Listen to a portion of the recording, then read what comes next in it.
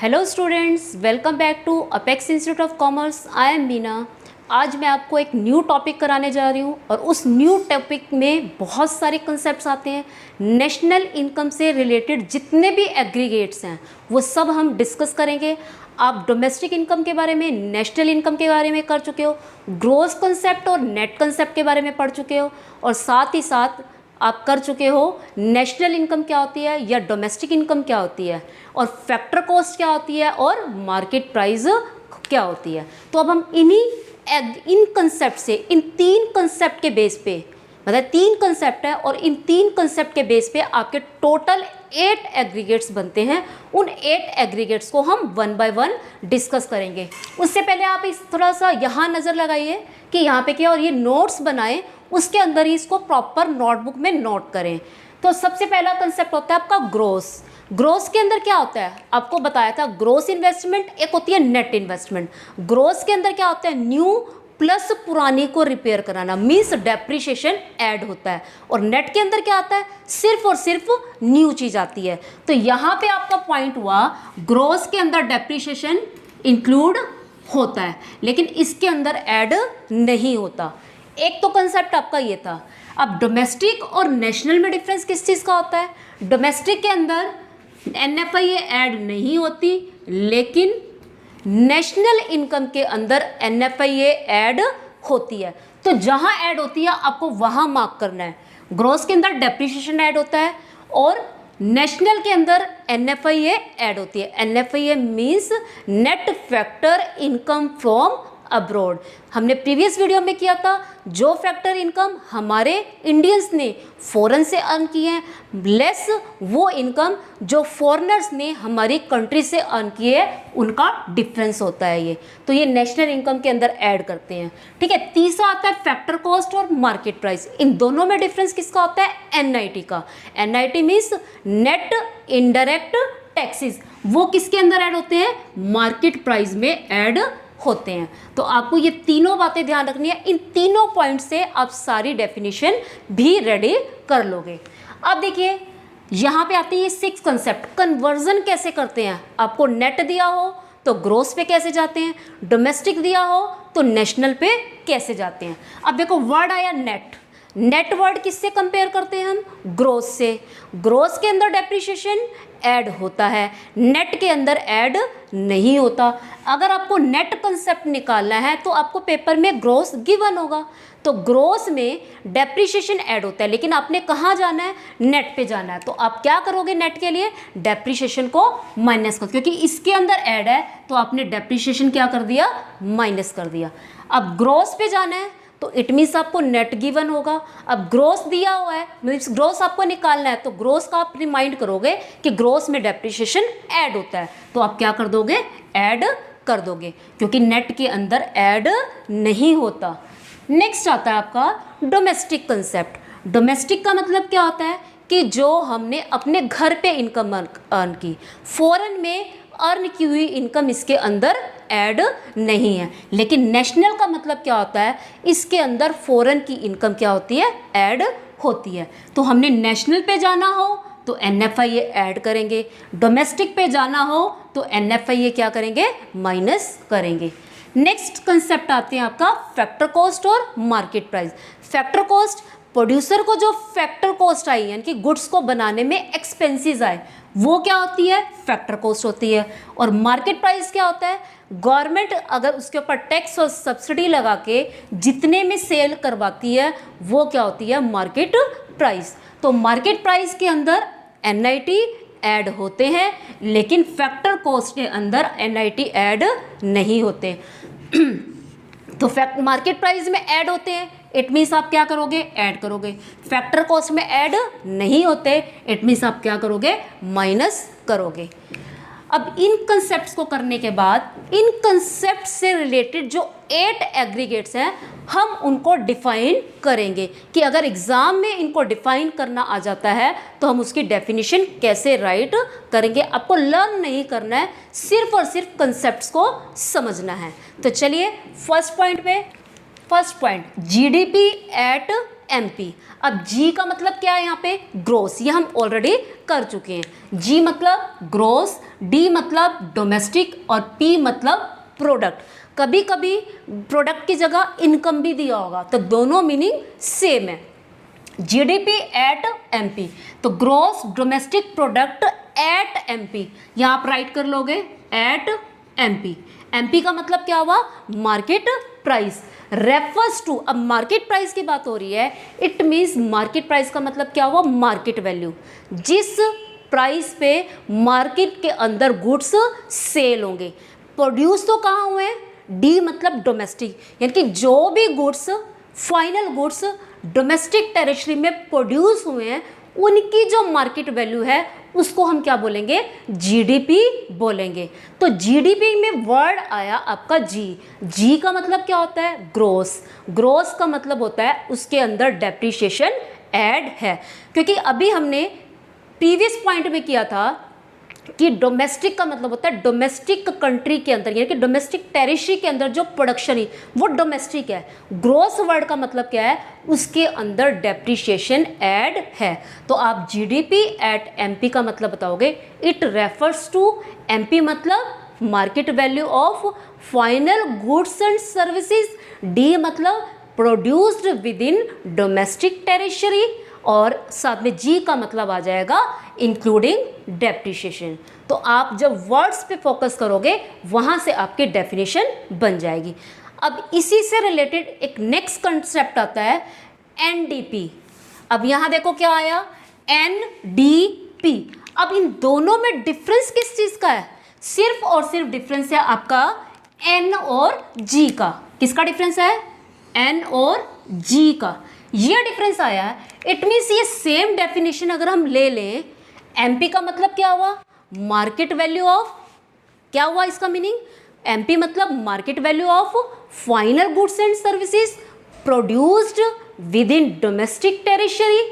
अब देखो जी की बजाय क्या आ गया, एन आ गया। एन के अंदर डेप्रिसिएशन ऐड नहीं होता, तो आप इंक्लूडिंग डेप्रिसिएशन की बजाय क्या लिख दोगे, एक्सक्लूडिंग डेप्रिसिएशन, राइट।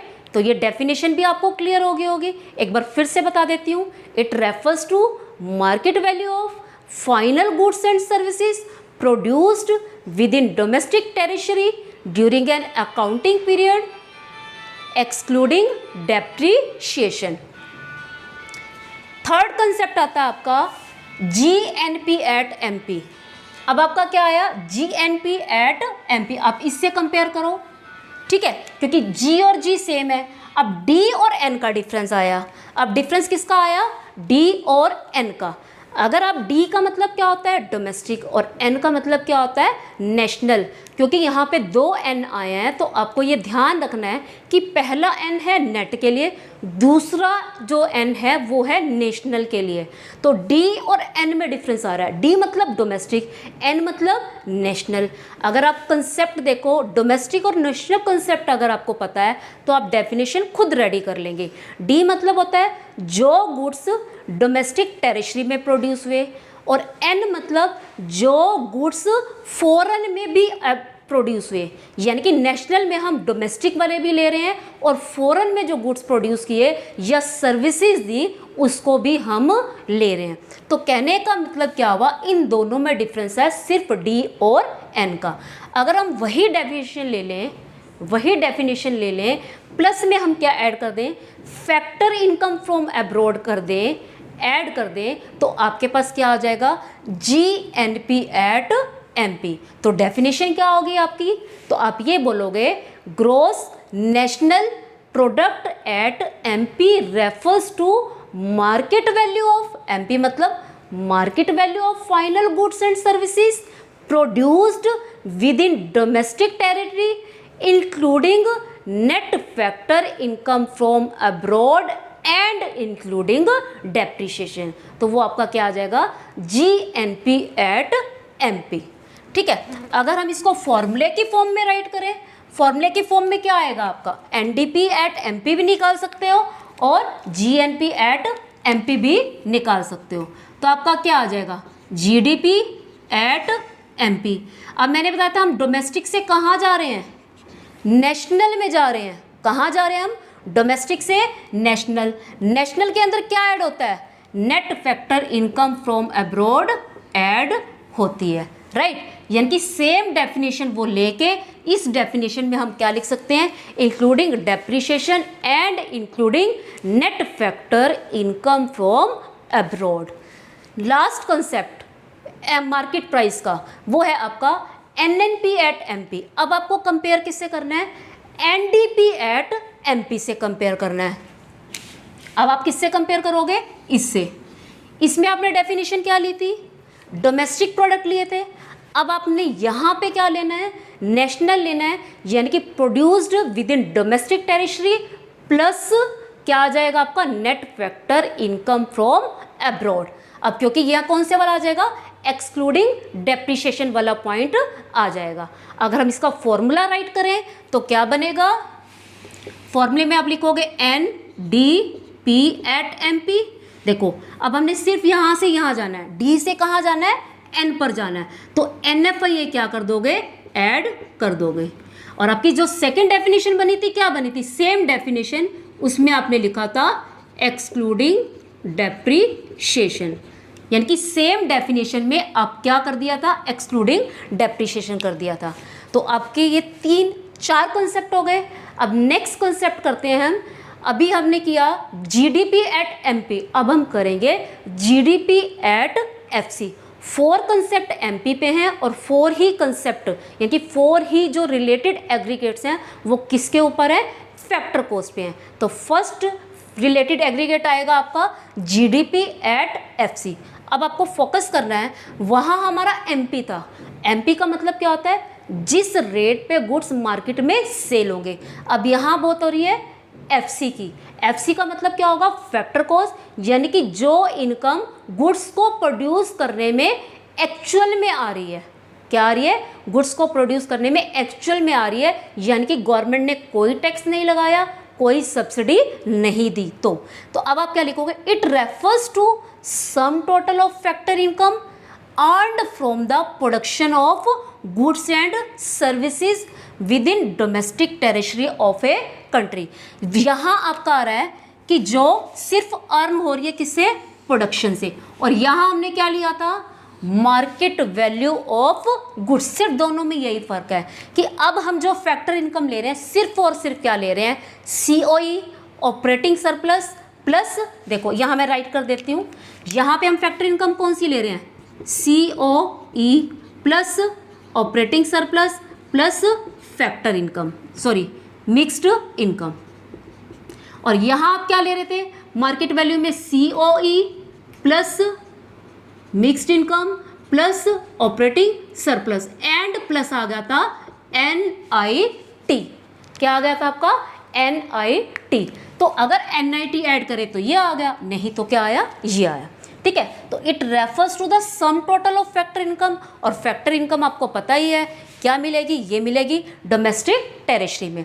ये आपका हुआ फर्स्ट कंसेप्ट। अगर आप करते हो सेकंड कंसेप्ट में क्या है, एनडीपी एट एफसी। अब जी से एन पे आ रहे हैं, इसमें क्या है आपका, इंक्लूडिंग डेप्रिसिएशन। जो आपकी सेकंड डेफिनेशन बनेगी उसमें आप क्या लिख दोगे, एक्सक्लूडिंग डेप्रिसिएशन। ये तो हुई बात डेफिनेशन की। अगर हम फॉर्मूला राइट करें तो फॉर्मूला क्या होगा इसका,